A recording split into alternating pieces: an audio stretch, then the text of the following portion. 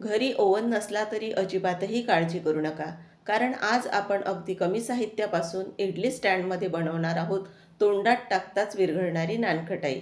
एकदा करून ठेवली की वाटेल तेव्हा तुम्ही खाऊ शकता. बाजारातून अजिबातही विकत न आणता घरीच सोप्या पद्धतीने झटपट तयार होईल. चला तर मग लगेचच रेसिपीला सुरुवात करूया.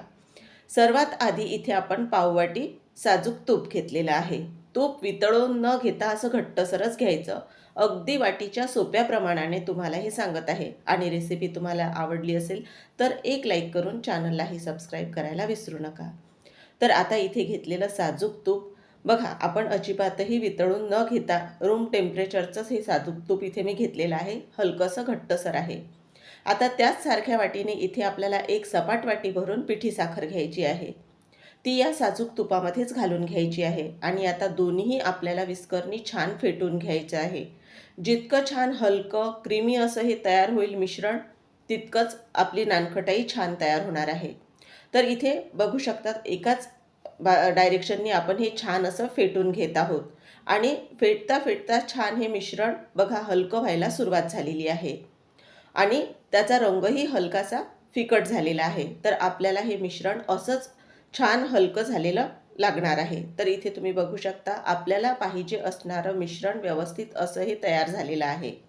आता यामध्ये पुढे एक एक करत आपण साहित्य घालून घेणार आहोत. तर आता आपल्याला सर्वात आधी यामध्ये बघा एक चाळणी घ्यायची आहे आणि सर्व साहित्य चाळणीने चाळूनच घालायचं आहे. तर सारख्याच वाटीने एक वाटी इथे आपण मैदा घेतलेला आहे. तुम्ही गव्हाचं पीठही वापरू शकता, पण गव्हाच्या पिठापेक्षा मैद्याची जी नानखटाई आहे ती छान खुसखुशीत तयार होते. तर आता इथे आपण वाटीचं जर प्रमाण घेतलं तर आपल्याला यामध्ये अर्धी वाटी बेसन पीठ घ्यायचं आहे आणि अगदी नाश्त्याचा जो चमचा असतो त्या चमच्याने 1 ते 1.5 चमचा इथे आपल्याला रवा घ्यायचा आहे. पण त्यापेक्षा जास्त इथे रवा वापरू नका आणि रवा इथे आपण बारीक वापरलेला आहे.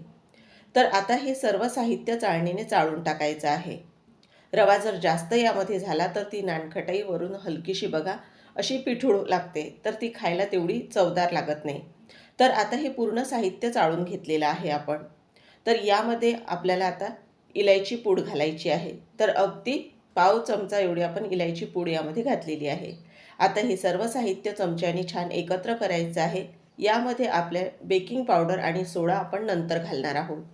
तर आता हे सर्व साहित्य आपण छान एकत्र करून घेतलेलं आहे चमच्याने. आता चमचा काढून घेणार आहोत आणि हाताने व्यवस्थित असं हे आपल्याला मिश्रण एकत्र करून घ्यायचं आहे. जितकं छान हे मिश्रण मिळून येईल तितकीच नानखटाईसुद्धा छान तयार होणार आहे. तर आता तुम्हाला जर एखाद्या वेळी साजूक तूप कमी वाटलं, मिश्रण कोरडं वाटलं, तर बाजूला दुसऱ्या वाटीमध्ये तुम्ही थोडंफार साजूक तूप घेऊन फेटून ते नंतर यामध्ये घालायचं. पण यामध्ये पाण्याचा, दुधाचा कसलाही वापर करायचा नाही आणि साजूक तूपही जास्त वापरायचं नाही. तर आता यामध्ये आपल्याला नाश्त्याचा जो चमचा असतो त्याने अर्धा चमचा इथे बेकिंग पावडर घालायची आहे, पण तीसुद्धा चाळूनच. आणि नंतर आपल्याला बघा इथे पाव चमचा नाश्त्याच्याच चमच्याने खाण्याचा सोडा घालायचा आहे. आता हे दोन्हीही आपण चाळून घेणार आहोत, कारण दोन्हीही साहित्य इथे आपण जी नानखटाई करत आहोत त्यासाठी खूप महत्त्वाचे आहेत. तर आता हे चाळणीने आपण चाळून घेतलेले आहेत. आता हे सुद्धा यामध्ये आपल्याला एकत्र करून घ्यायचे आहेत. तुम्ही म्हणाल सुरुवातीलाही तुम्ही घालू शकला असतात, पण त्यावेळी आपण जे साजूक तूप घातलेलं आहे ते छान व्यवस्थित असं आपण मिळून एकत्र करून घेतलेलं आहे. तुम्ही सुरुवातीलाही घालू शकता, पण मी यावेळी घातलेला आहे. फरक काहीच नाही, दोन्ही वेळा घालू शकता तुम्ही. पण आता काय करायचं बघा, गोळा छान हा मिळून आलेला आहे. तर आता आपण इडली स्टँडला छान साजूक तूप हलकंसं लावून घेणार आहोत. फार जास्त तुपाचा वापर नाही करायचा.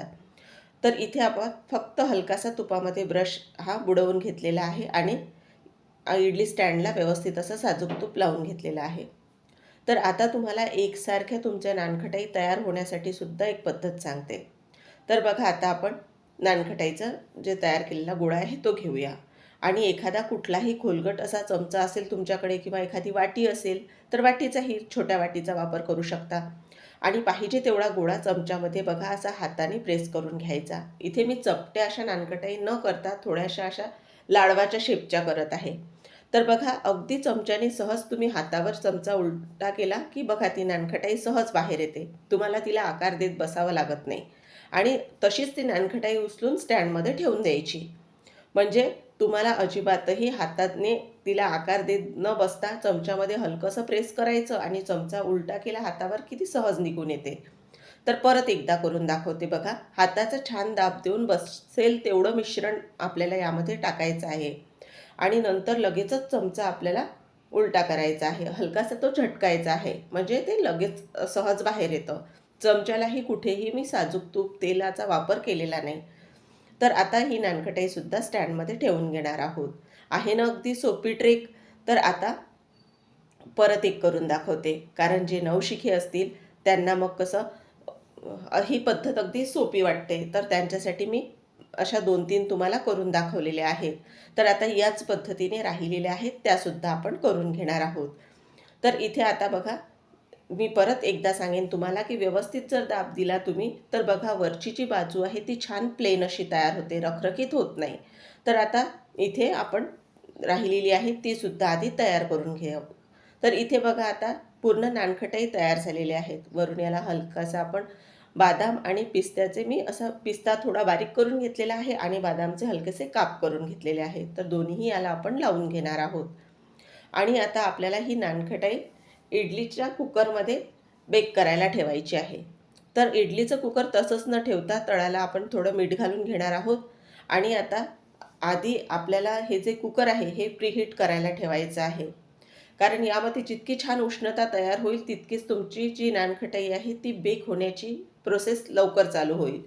तर आता आपण हे प्रीहीट करून घेतलं होतं आधी 5 मिनिटं आणि नंतर त्यात इडलीचं स्टँड ठेवायचं आहे. झाकण बंद करायचं आहे आणि आपल्याला 20 ते 25 मिनिटं एकदम गॅसची स्पीड कमी करून नानखटाई बेक करायची आहे. आता दुसरी पद्धत सांगते. प्लेटला साजूक तूप लावून घेतलेलं आहे आणि त्यावर नानखटाई तयार करून बदाम आणि पिस्त्याचे हलकेसे काप मी लावून घेतलेले आहेत.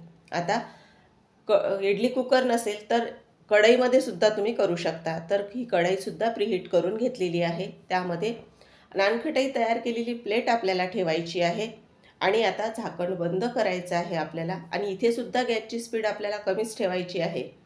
झाकण बंद करून 20 ते 25 मिनिटं आपल्याला बेक करून घ्यायची आहे नानकटाई. तर इथे आता आपण इडली कुकर उघडून बघूयात. थोडं थंड करून घेतलेलं आहे इडली कुकर हलकंसं. तर आता आपण बघू शकता इथे उघडून दाखवते तुम्हाला. तर नानखटाई किती छान बेक झालेली आहे. वरच्या ज्या क्रॅक्स तुम्हाला दिसत असतील त्यावरून लक्षात येते. इथे आपण थोडी चपटी न करता ही लाडवाच्या शेपची केलेली आहे तयार आणि कढईतली सुद्धा दाखवते तुम्हाला. तर ही नानकटाईसुद्धा तुम्ही बघू शकता छान अशी बेक झालेली आहे आपली. तर आता दोन्ही नानकटाई हलक्याशा थंड करून घेणार आहोत आपण आणि नंतर मी तुम्हाला काढूनसुद्धा दाखवते.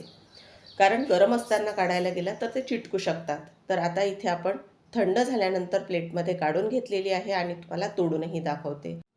मुलांना आता सुट्या लागलेल्या आहेत आणि दिवसभर काहीतरी खाऊ मुलांना हा लागतोच. तर नक्कीच एकदा ही रेसिपी तुम्ही एकदा करून ठेवली का अगदी महिनाभर आरामात खाऊ शकता. तर आता नानखटाईला खालूनही रंग बघा किती छान आलेला आहे. तोडूनही दाखवते. तुम्हाला रेसिपी आवडली असल्यास एक लाईक करून चॅनललाही सबस्क्राईब करायला विसरू नका. तर आता आतूनही बघा किती पोकळ अशी ही नानखटाई झालेली आहे तयार. पुन्हा छानशा रेसिपीसोबत लवकरच भेटूया. तोपर्यंत धन्यवाद.